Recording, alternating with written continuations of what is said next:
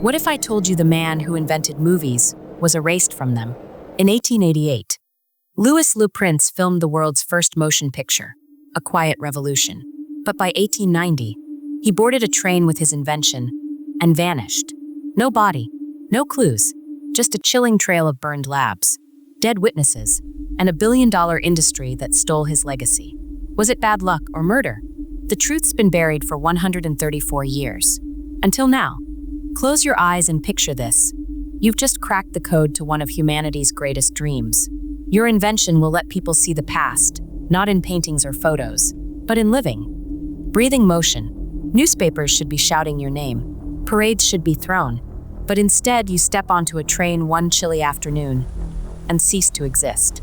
No farewell note, no struggle, not even a single suitcase left behind. This isn't the plot of a Hitchcock thriller.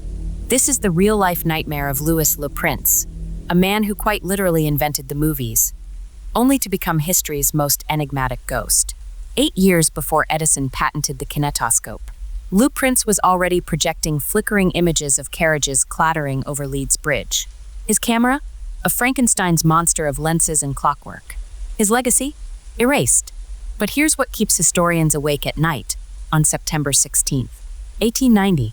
Louis wasn't just carrying clothes on that fateful train to Paris. He had everything: blueprints, patent documents, the only copies of his films, all stuffed into a leather briefcase. When the train arrived, that case was gone too, vanished, as if the universe itself hit delete on Louis Le Prince. So why does Thomas Edison's name light up marquees while Louis rots in obscurity? Was it a jealous rival? A corporate hitman? Or something darker? Strap in, because this story doesn't just bend reality, it shatters it. Let's get one thing straight. Louis Le Prince wasn't just ahead of his time. He was barging into the future with a crowbar. While Thomas Edison was still tinkering with light bulbs and the Lumiere brothers were learning to tie their shoes, Louis was already filming ghosts. In 1888, 7 years before the Lumiere brothers' workers leaving the factory and 8 years before Edison's kinetoscope, Le Prince hauled a 120-pound camera of his own design into the streets of Leeds, England. This wasn't some polished prototype.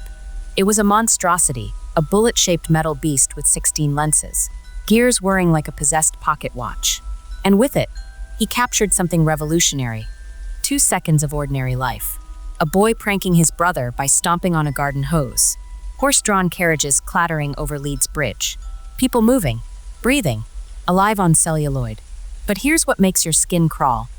Louis didn't just film motion. He cracked it. See, every other inventor was stuck on a problem.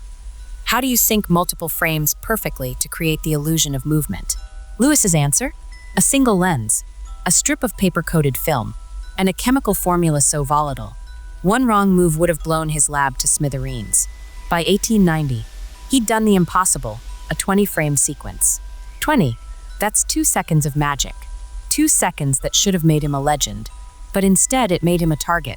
Because while Louis was busy filming traffic and laughing children, Thomas Edison's lawyers were circling. Patents were being filed. Fortunes were at stake. And suddenly, Louis's workshop in New York went up in flames. Poof. Years of research, ashes. Coincidence? Maybe. But then Louis received a letter. A warning. A single line scribbled in French. Certain doors, once opened, cannot be closed. And that's when Louis knew his invention wasn't just a toy. It was a ticking time bomb with his name on it. September 16th, 1890, Dijon, France.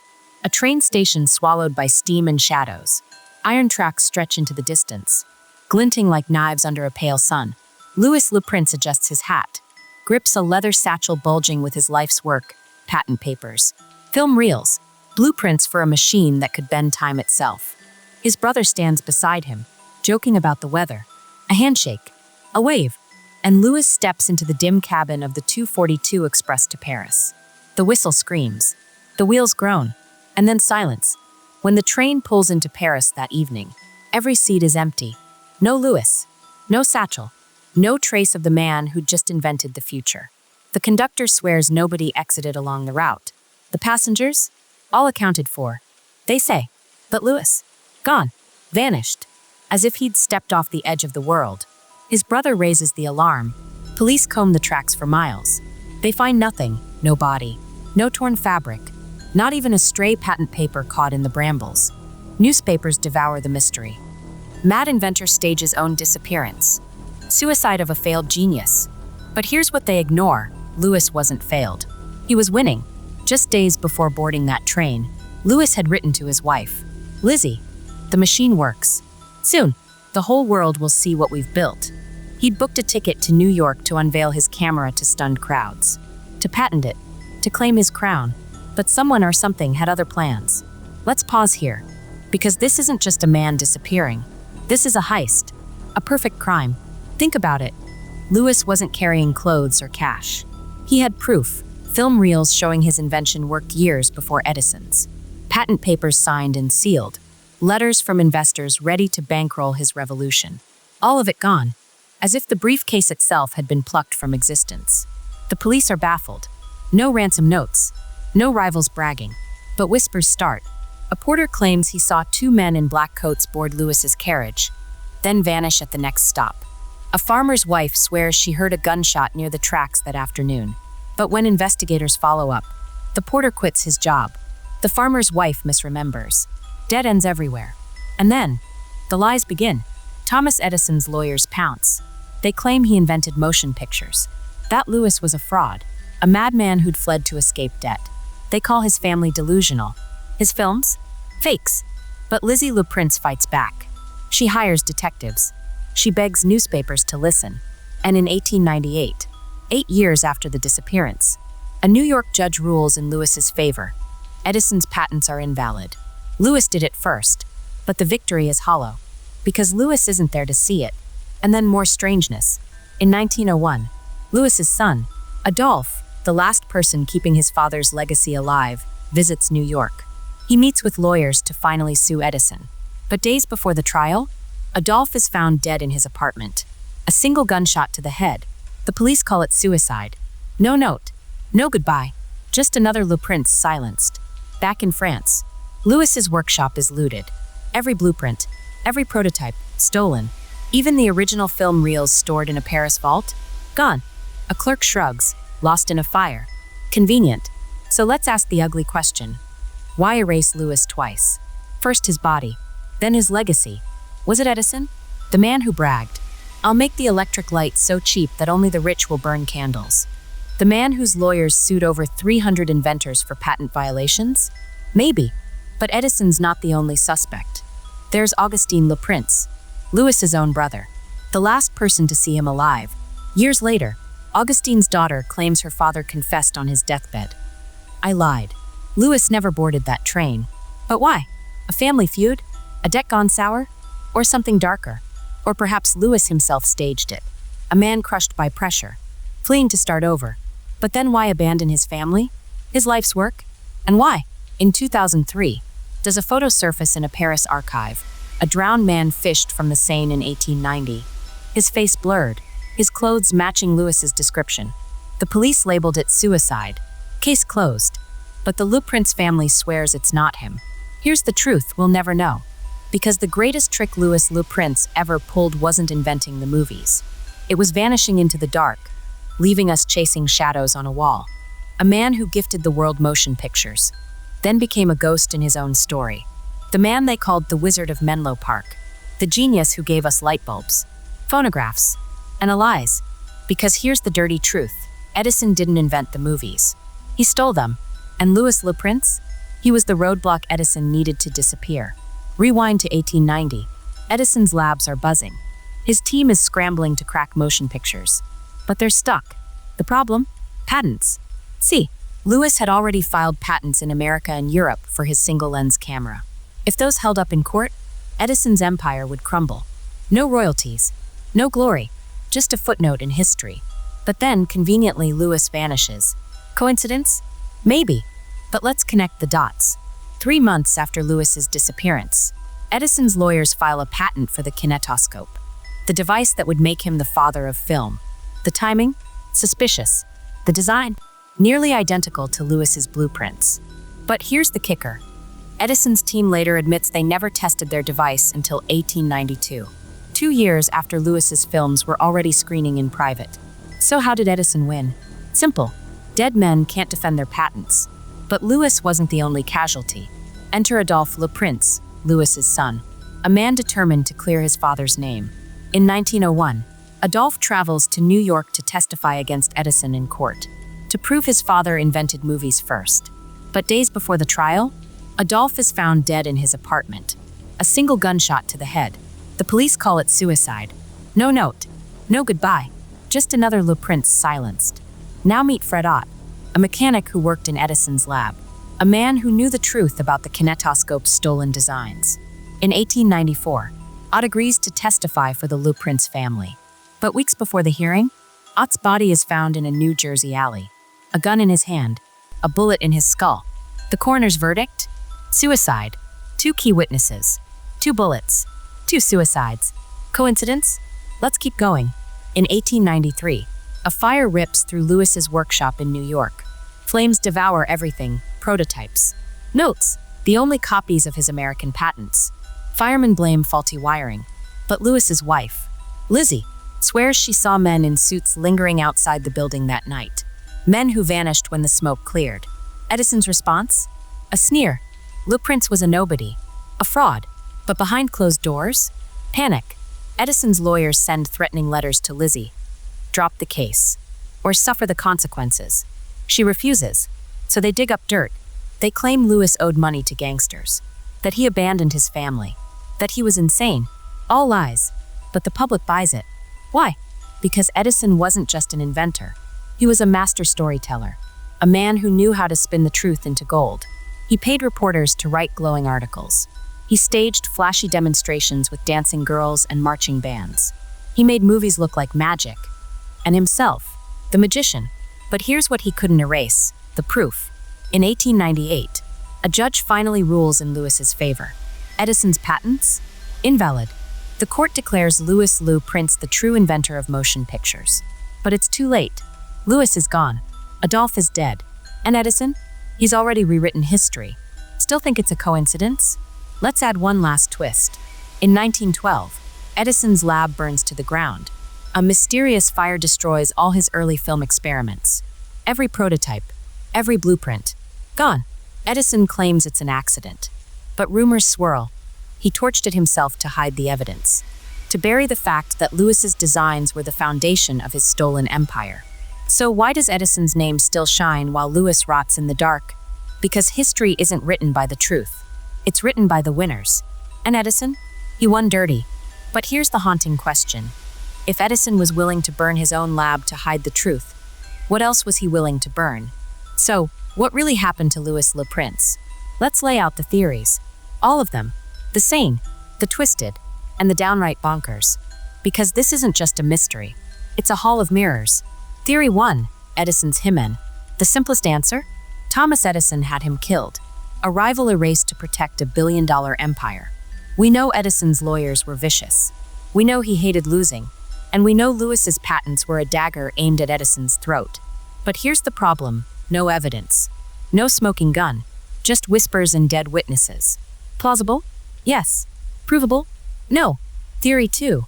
The family betrayal. Louis's brother, Augustine, was the last person to see him alive. Years later, Augustine's daughter claimed her father confessed on his deathbed. Louis never boarded that train. So, did Augustine lie? Did they stage the disappearance to escape debt? Maybe. But why abandon Louis's wife and kids? Why let Edison steal his legacy? Greed? Fear? We'll never know. Augustine took his secrets to the grave. Theory 3, the suicide. A man crushed by pressure. A genius buckling under the weight of his own mind. Some say Louis drowned himself in the Seine. The 2003 photo of a blurred corpse in 1890? Maybe him. But here's the flaw. Louis wasn't desperate. Days before Vanishing, he wrote to his wife, "Victory is near." He'd booked tickets to New York. He'd packed his patents. Does that sound like a man ready to die? Theory 4, the escape. What if Louis wanted to disappear? To shed his name, his debts, his crumbling marriage, start over somewhere new. But again, why leave his life's work on that train? Why let Edison win? And how does a famous inventor vanish without a trace? No, if Louis fled, he'd have taken the one thing that mattered, his camera. Theory 5, the perfect crime. A random robbery. A thief who didn't know the gold he'd stolen. Lewis resists. The thief panics. A body dumped in the river. A briefcase tossed into a furnace. But if that's true, why no ransom? Why no bragging? And why target a man who looked like any other passenger? Theory 6, the time traveler. Okay, stick with me. Lewis didn't just invent the movies. He invented a time machine, a device so dangerous, he had to vanish to protect it. The blurred face in the 1890 photo? That's Lewis, hopping through eras. The burned labs? Cover-ups to bury the truth. Insane? Absolutely. But isn't it poetic? The man who made time stand still, slipping through its cracks. Now let's talk about that photo. A historian digs through a dusty Paris police archive. A folder labeled Suicides, 1890. Inside, a photo of a drowned man fished from the Seine, his face blurred by water damage. His clothes, a dark suit, a bowler hat, matching Lewis's description. The caption? Unknown. No identity papers. The Luprince family swears it's not him. They say Lewis's teeth had a unique gap, a detail the photo can't confirm. The police close the case. The world shrugs.